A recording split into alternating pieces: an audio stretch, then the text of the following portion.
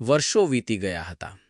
અમદાવાદની દોડધામ ભરેલી જિંદગી, કોર્પોરેટ ઓફિસની કાચની દિવાલો અને લેપટોપની સ્ક્રીન પર દેખાતા ટાર્ગેટ્સ, આ જ મારી દુનિયા બની ગઈ હતી.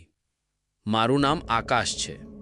મારા માટે મારું ગામ, રતનપુર, હવે માત્ર બાળપણની ઝાંખી યાદો અને વડીલોના ફોન પર સંભળાતી વાતો પૂરતું જ સીમિત રહી ગયું હતું. પણ આ વખતે દાદાની તબિયત વધુ લથડી હતી અને બાએ કુળદેવીની બાધા પૂરી કરવા માટે મને ખાસ બોલાવ્યો હતો. પપ્પા તો નોકરીના કારણે આવી શકે તેમ નહોતા, એટલે પરિવાર વતી મારે જ જવાનું હતું. ટ્રેનમાંથી ઉતરીને રતનપુરના સ્ટેશન પર પગ મૂકતા જ એક વિચિત્ર અનુભૂતિ થઈ. હવામાં માટીની ભીની સુગંધ, ગોબરનો વાસ અને લીમડાના ઝાડની ઠંડક હતી. આ બધું મારા માટે અજાણ્યું નહોતું, છતાં વર્ષોના અંતરે તેને એક નવું પરિમાણ આપ્યું હતું. રિક્ષામાં બેસીને ગામના પાદરેથી પસાર થતી વખતે મેં જોયું કે ઘણું બધું બદલાઈ ગયું હતું. પણ અમારું જૂનું, વડવાઓનું ઘર આજે પણ એ જ અડીખમ મિજાજ સાથે ઊભું હતું. ઘરના મોટા, કોતરણીવાળા દરવાજા પર હાથ મૂકતા જ મારા શરીરમાં એક લખલખું પસાર થઈ ગયું. આ એ જ ઘર હતું જ્યાં મેં મારું બાળપણ વિતાવ્યું હતું. ફળિયામાં બા તુલસી ક્યારે પાણી પીવડાવી રહ્યા હતા. મને જોતાં જ તેમના કરચલીવાળા ચહેરા પર સ્મિત ફરી વળ્યું. આવી ગયો દીકરા? તેમના અવાજમાં માતૃત્વની મીઠાશ હતી. ઘરમાં પ્રવેશતા જ સમય જાણે થંભી ગયો હોય એવું લાગ્યું. દિવાલો પર વડવાઓના ઝાંખા પડી ગયેલા ફોટા, જૂનું લાકડાનું ફર્નિચર અને હવામાં પ્રસરેલી એક અજીબ શાંતિ. બધું જ પરિચિત હતું, છતાં કંઈક અપરિચિત પણ હતું. બાએ મારા માટે પાણીનો લોટો ધર્યો અને મારા હાલચાલ પૂછ્યા. સાંજ ઢળી રહી હતી. ફળિયામાં ખાટલો ઢળીને હું અને બા વાતો કરી રહ્યા હતા. ગામના સમાચાર, સગા વહાલાની વાતો અને મારા શહેરના જીવન વિશેની પૃચ્છા. વાતવાતમાં મારી નજર ઘરના ઉપરના માળે ઓસરીના છેડે આવેલા એક બંધ દરવાજા પર પડી. તેના પર મોટું કાટ ખાધેલું તાળું લટકી રહ્યું હતું. મને બાળપણ યાદ આવ્યું. અમે સંતાકુકડી રમતા ત્યારે પણ એ ઓરડો હંમેશા બંધ જ રહેતો. મેં સહેજતાથી બાને પૂછ્યું, બા, પેલો ઉપરનો ઓરડો હજી પણ બંધ જ છે? એમાં એવું તો શું છે કે તેને કોઈ ખોલતું જ નથી? મારા સવાલ સાંભળતા જ બાના ચહેરા પરના ભાવ બદલાઈ ગયા. તેમની આંખોમાં એક અજાણ્યો ડર દેખાયો. તેમણે મારી સામે જોયું અને પછી નજર ફેરવી લીધી. કંઈ નથી બેટા, જૂનો સામાન ભર્યો છે, ચાવી ક્યાંક ખોવાઈ ગઈ છે. વર્ષોથી તું એ તરફ ધ્યાન ના આપીશ. તેમના અવાજમાં એક પ્રકારની ચેતવણી હતી, જેને હું એ વખતે સમજી ન શક્યો. રાતનું જમવાનું પતાવીને હું મારા માટે તૈયાર કરેલા ઓરડામાં ગયો. દિવસભરના થાકના કારણે પથારીમાં પડતા જ ઊંઘ આવી જશે એવું લાગતું હતું, પણ એવું ન થયું. ગામની નીરવ શાંતિ શહેરના ઘૂંઘાટ કરતાં વધુ અસ્વસ્થ કરી રહી હતી. બહારથી તમરાનો અવાજ અને ક્યાંક દૂરથી કૂતરાના ભસવાનો અવાજ આવી રહ્યો હતો. અડધી રાત્રે અચાનક મારી આંખ ખુલી ગઈ. કારણ ખબર ન પડી. મેં પડખું ફેરવ્યું અને ફરી ઊંઘવાનો પ્રયત્ન કર્યો. ત્યાં જ મને એક અવાજ સંભળાયો. ખૂબ જ ધીમો, દબાયેલો અવાજ. કોઈ સ્ત્રીના ડૂસકા ભરવાનો, જાણે કોઈ પોતાનું દુઃખ રોકવાનો નિષ્ફળ પ્રયાસ કરી રહ્યું હોય. હું સફાળો બેઠો થઈ ગયો. મેં કાન સરવા કર્યા. અવાજ ઉપરના માળેથી આવી રહ્યો હતો અને દિશા એ જ બંધ ઓરડા તરફની હતી. મારું હૃદય જોરથી ધડકવા લાગ્યું. મેં મનને મનાવ્યું કે આ મારો વહેમ હશે. કદાચ બહારથી કોઈ જાનવરનો અવાજ હશે અથવા પવનના કારણે જૂના ઘરમાં થતો અવાજ હશે. હું પાછો સૂઈ ગયો, પણ મનમાંથી એ ડૂસકાનો અવાજ જતો નહોતો. થોડીવાર પછી ફરી એ જ અવાજ, આ વખતે થોડો વધુ સ્પષ્ટ. કોઈ સ્ત્રી ધીમા અવાજે કંઈ બબડી રહી હતી, જાણે કોઈને ફરિયાદ કરી રહી હોય, પોતાની વેદના વ્યક્ત કરી રહી હોય. મારા શરીરમાંથી પરસેવો છૂટી ગયો. હિંમત કરીને હું ઊભો થયો અને ધીમેથી ઓરડાનો દરવાજો ખોલીને બહાર ઓસરીમાં આવ્યો. ઉપરના માળ તરફ જતી સીડીઓ અંધારામાં ડૂબેલી હતી. ઉપરથી આવતો અવાજ હવે બંધ થઈ ગયો હતો, પણ વાતાવરણમાં એક અજીબ ભારેપણું હતું, જાણે કોઈની હાજરી હવામાં તરતી હોય. હું થોડીવાર ત્યાં જ ઊભો રહ્યો, પણ ફરી કોઈ અવાજ ન આવ્યો. આખરે ઠંડી હવાના કારણે ધ્રુજતો હું પાછો મારા ઓરડામાં આવીને સૂઈ ગયો. સવાર ક્યારે પડી તેની ખબર જ ન રહી. બીજી સવારે જ્યારે હું ઉઠ્યો ત્યારે રાતની ઘટના એક ખરાબ સપના જેવી લાગતી હતી. તડકો નીકળી ગયો હતો અને ઘરના લોકો પોતપોતાના કામમાં વ્યસ્ત હતા.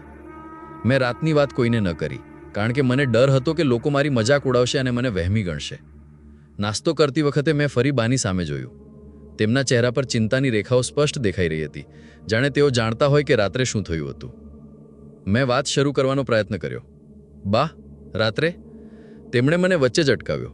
ચા પી લે દીકરા, ઠંડી થઈ જશે. જાણે તેઓ એ વિષય પર વાત જ કરવા નહોતા માંગતા. આખો દિવસ મારો જીવ એ બંધ ઓરડામાં જ ભરાયેલો રહ્યો. હું કોઈને કોઈ બહાને ઉપરના માળે જતો અને એ દરવાજા પાસે ઊભો રહી જતો. દરવાજાની તિરાડમાંથી અંદર જોવાનો પ્રયત્ન કરતો, પણ ગાઢ અંધારા સિવાય કંઈ દેખાતું નહોતું. દરવાજા પર લાગેલો કાટ ખાધેલું તાળું જાણે કોઈ ભયાનક રહસ્યને સદીઓથી કેદ કરીને બેઠું હોય એવું લાગતું હતું. બપોરે હું ગામમાં ફરવા નીકળ્યો. જૂના મિત્રો મળ્યા, વાતો થઈ, પણ મારું મન ત્યાં નહોતું. ગામના પાનના ગલ્લે બેઠેલા એક વૃદ્ધે મને ઓળખ્યો. અરે તું તો વેણીલાલનો દીકરો આકાશ ને, કેટલો મોટો થઈ ગયો.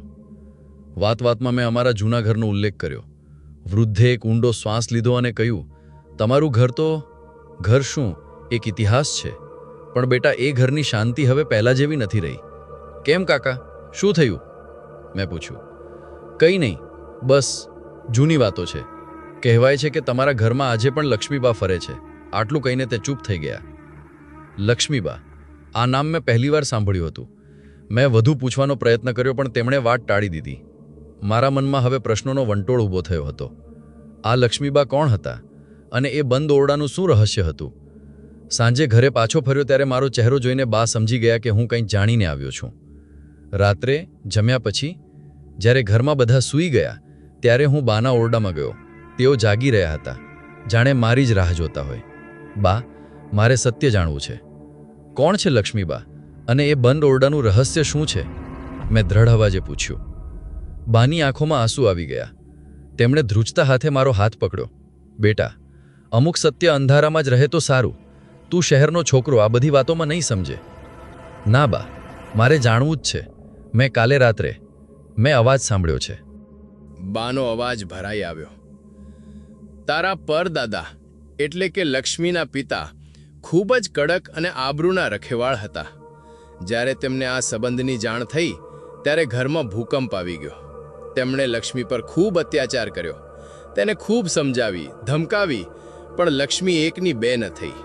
તેણે કહ્યું કે તે રમણ સિવાય બીજા કોઈ સાથે લગ્ન નહીં કરે.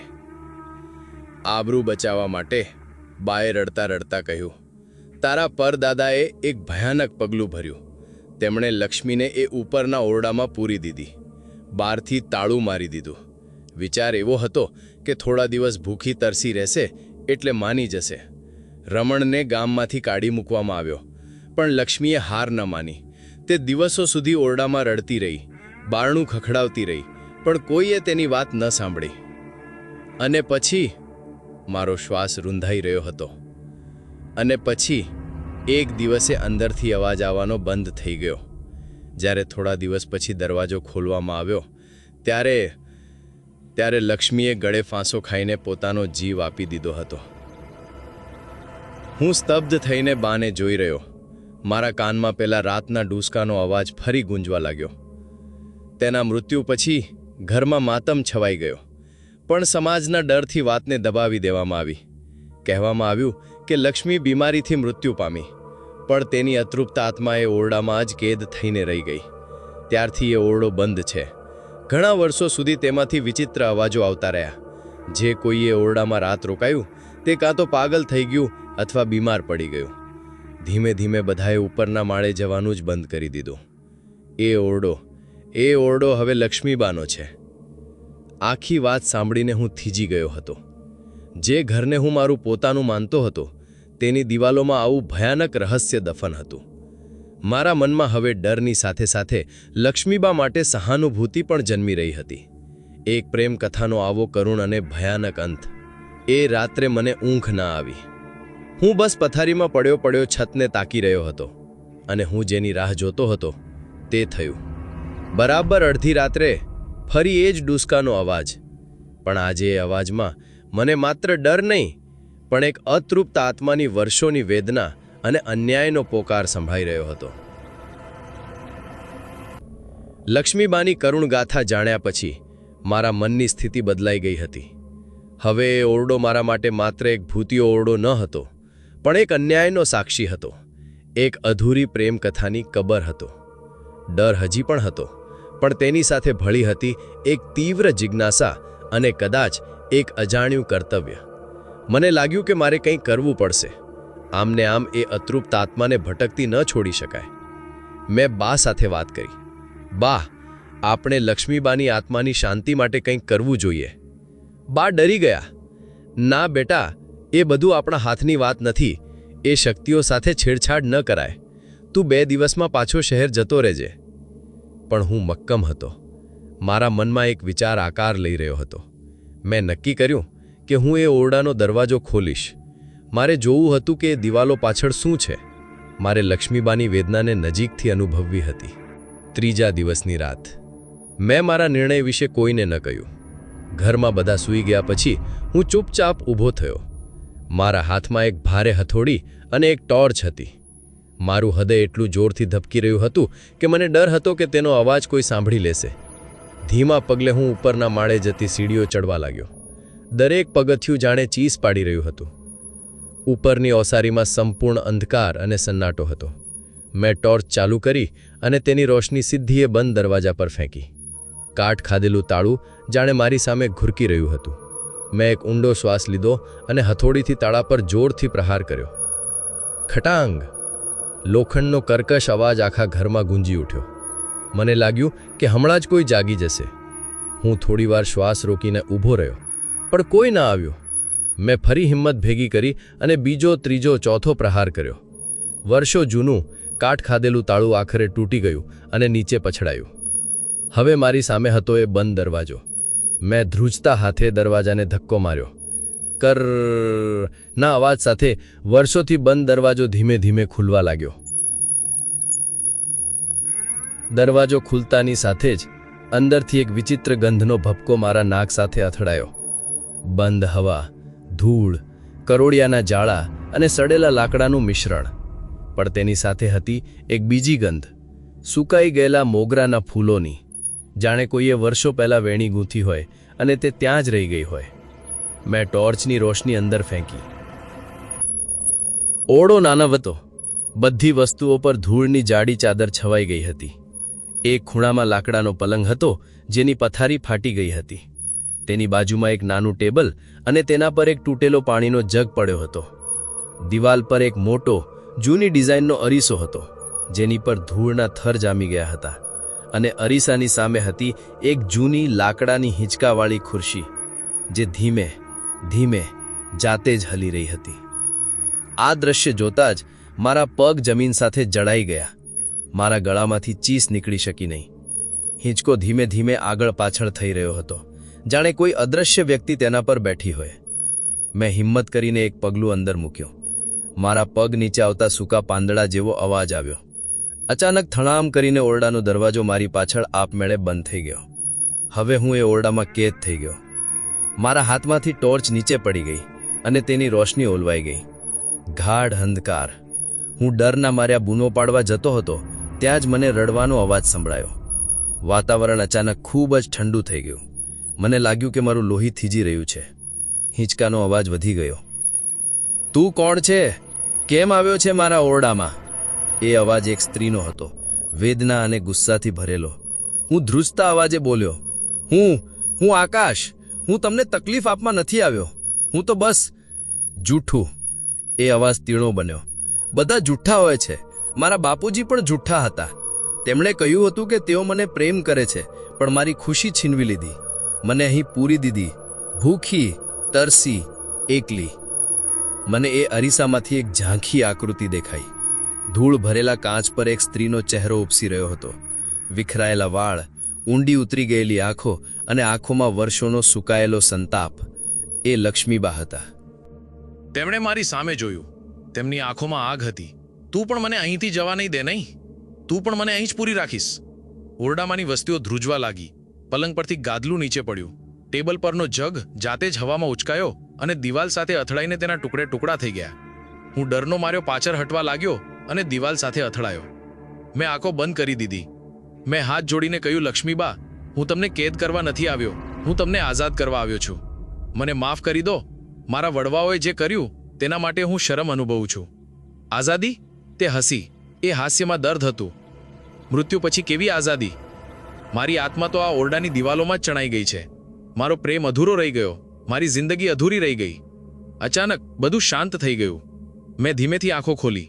અરીસામાંની આકૃતિ વધુ સ્પષ્ટ થઈ. લક્ષ્મીબા હિંચકા પર બેઠા હતા અને તેમની આંખોમાંથી આંસુ વહી રહ્યા હતા. મને બહુ યાદ આવે છે તેની. તે ધીમા અવાજે બોલ્યા.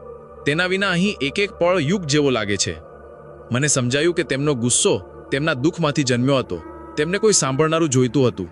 મેં હિંમત કરીને કહ્યું, તમારી સાથે જે થયું તે ખૂબ ખોટું થયું, પણ હવે આ ગુસ્સાને પકડી રાખવાનો કોઈ અર્થ નથી. તમે તમારી જાતને મુક્ત કરો. તેમણે મારી સામે જોયું. તેમની આંખોમાં હવે ગુસ્સાની જગ્યાએ એક પ્રશ્ન હતો, કેવી રીતે? અને એક ક્ષણે મને શું સૂઝ્યું ખબર નહીં. મેં કહ્યું, તમારી વાર્તા અધૂરી નહીં રહે. હું બધાને જણાવીશ. તમારા પ્રેમને, તમારા બલિદાનને કોઈ નહીં ભૂલે. રમણ કદાચ તમને લેવા ન આવી શક્યો, પણ તમારો પ્રેમ સાચો હતો. અને સાચો પ્રેમ ક્યારેય મળતો નથી.